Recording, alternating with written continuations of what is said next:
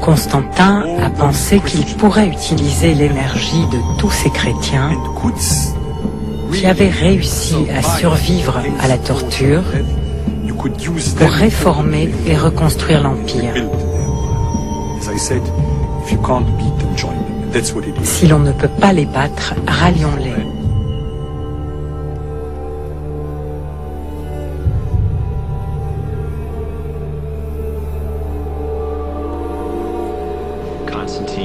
Constantin doute de la puissance de son armée. Il aurait, dit-on, imploré la protection d'un dieu et aurait reçu, en réponse à sa prière, une vision qu'il interprète comme une vision chrétienne. L'historien du IVe siècle, Eusèbe de Césarée, a relaté cet événement tel que le lui a rapporté Constantin en personne. Il affirmait qu'il avait vu dans l'après-midi, lorsque le soleil baissait, une croix lumineuse au-dessus du soleil, avec cette inscription en grec « Vainquez par ce signe ».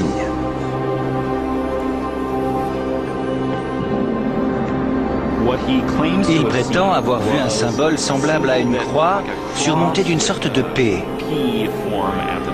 Il s'agit des lettres Chi et Rho, les deux premières lettres du Christ en grec.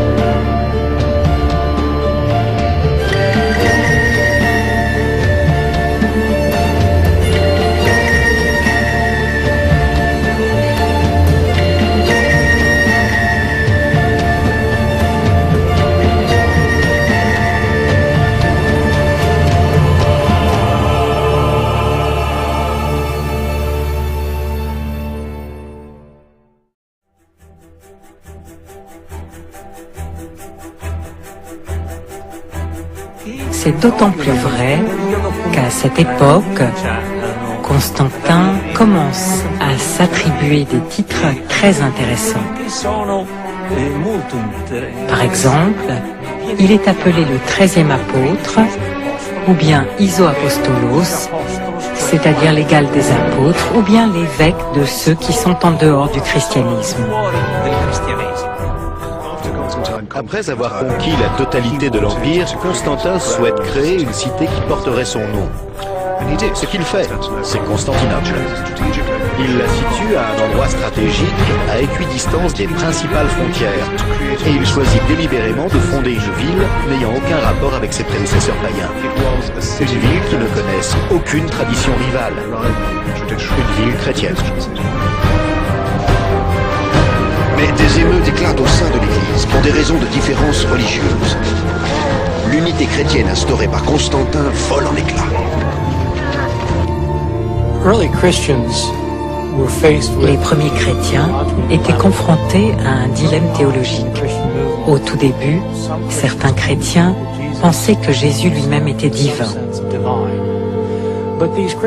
Mais ces chrétiens étaient des juifs.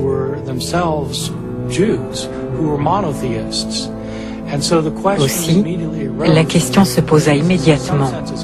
Si Jésus est Dieu, quelle est sa relation avec Dieu le Père? Les chrétiens ont-ils deux dieux? Constantin se rend compte qu'il y a des divisions dans l'Église et des divisions doctrinales. Et ça, c'était pas prévu. Et il décide de reconstituer l'unité doctrinale de l'Église, parce que justement il a besoin de cette unité doctrinale comme soutien idéologique de l'unité politique de son empire.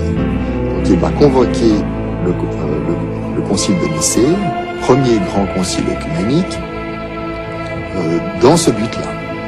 Au fond, ça lui est égal de savoir qui va l'emporter. Mais il y a un mot d'ordre, c'est « mettez-vous d'accord ». Pressé de trouver une solution au conflit, Constantin demande aux représentants de l'Église de faire cesser cette controverse sanglante. Il réunit donc un concile de plus de 300 évêques dans la ville de Nicée. Il les charge d'arriver à une définition commune du credo chrétien.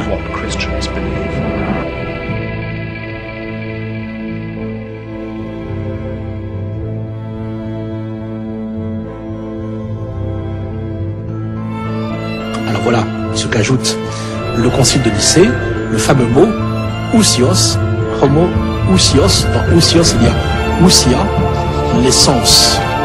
Ça vient du verbe être en grec, aimer. C'est un mot philosophique, difficile à traduire en fait, de même substance, de même essence que le Père. Certains vont dire, plutôt que homo ousios, il faudrait mieux mettre homo iousios. Non pas d'une essence homos, absolument identique, mais d'une essence homoios, semblable, comparable. D'autres vont dire c'est pas la peine de garder le mot ousia, qui est un mot trop peu biblique, trop philosophique. Il vaut mieux l'enlever et dire simplement que le Fils est homoios. Au Père, il est semblable. Mais certains vont refuser complètement l'égalité et dire que le Fils est dissemblable, anomoios. Anomoios. En grec avec le alpha privatif.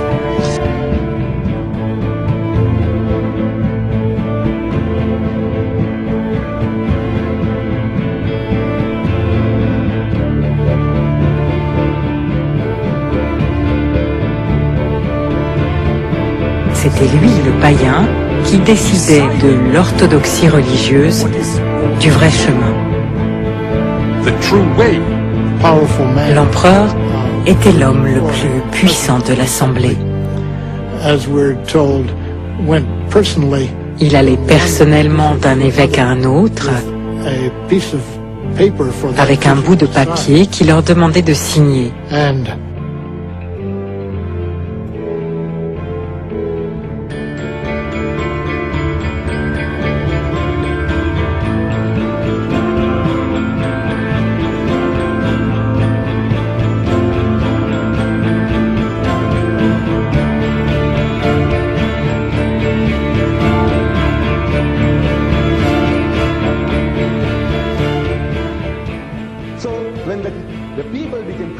Under Constantine, they accepted that birthday of the Son as the birth of the Son of God, in inverted commas. So it is not the birthday of Jesus. But now because of that, men of learning in the West, they are now supposing that this Jesus was a myth. Constantin a continué à pratiquer le paganisme. Il a construit de nouvelles églises, mais également beaucoup de temples païens, et toute sa vie, il a participé au culte des idoles.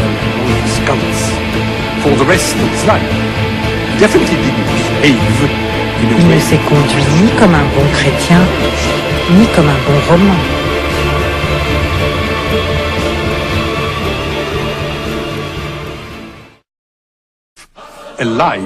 On raconte qu'il a fait bouillir vivante sa première femme dans une baignoire en métal, et ensuite, il a tué leur fils de ses propres mains. Constantin entend signifier par là qu'il n'est pas accessible à la pitié, même s'agissant des membres de sa propre famille.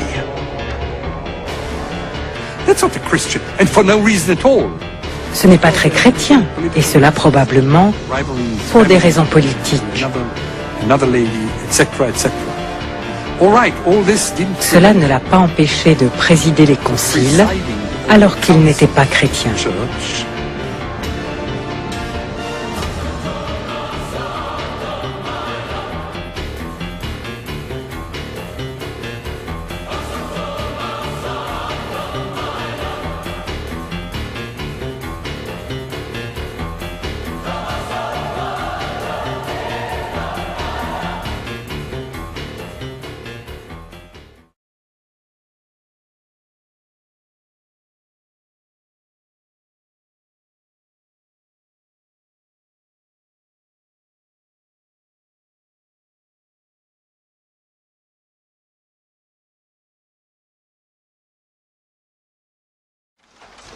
C'est la dernière fois que tu mets les pieds ici. Pourquoi? Parce que tel un apôtre, Ta tâche n'est pas d'interpréter, mais de délivrer.